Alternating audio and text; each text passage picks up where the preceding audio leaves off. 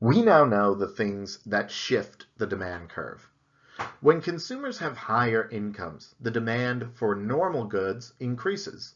When they have lower incomes, the demand for inferior goods increases. Demand will increase if the price of a substitute increases or if the price of a complement decreases. We can also increase demand by shifting consumer preferences in favor of it, giving consumers positive expectations about purchasing the product now, or reducing uncertainty about the purchase. And of course, demand increases when we add more consumers to the market. Reverse any of those scenarios and demand will decrease instead, shifting to the left. But now the question is, what doesn't shift demand? Consider this scenario. The price of cars increases. What happens to the demand for cars? We know the law of demand. When the price increases, the quantity demanded decreases. And in that sentence, there's a critical word. It is the quantity demanded that changes, not demand, but the quantity demanded. What's the difference? A change in demand would be represented by a shift in the demand curve to the left or right, as we've seen all throughout the chapter. But a change in the quantity demanded would look like this. It is movement along the demand curve. We change the point we are at, as if we're in a car driving on a road to our new coordinates for price and quantity.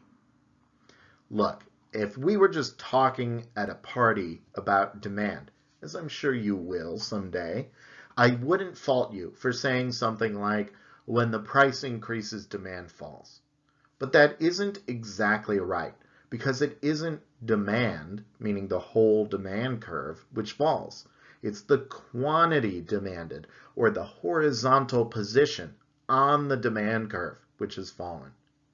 The takeaway here is that if the price of X changes, that doesn't shift the demand curve for X. All right, this one is trickier. The price of electronic components needed to produce cars increases. Now what happens to the demand for cars? Most of us spend most of our economic life in the mindset of a consumer. And so we want to chalk up all market changes to changes in consumer behavior.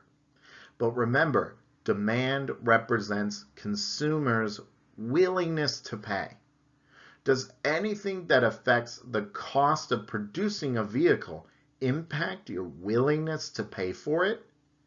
If it did, then car companies would have a big incentive to just waste money on components, so they could tell you how it costs lots of money to make the car and get you willing to pay more for it. No, what I'm willing to pay for something is not related to how much it costs to produce something. And so demand doesn't shift here. That would shift supply, but we'll leave that to a later chapter. Okay, what if the government imposes a tariff, which is a tax, on cars imported from other countries? Would that affect the demand for cars? Oh, what was that? I'm sure I just heard one of you say, well, it would affect the demand for the cars imported from other countries. Was that you? Well, I have bad news. It would not. Again, this is about the cost of producing vehicles. Part of that cost is delivering them to where they are purchased, and it's of no concern to the consumer if a foreign automaker had to pay an extra tax or not. This is something that would affect supply, not demand.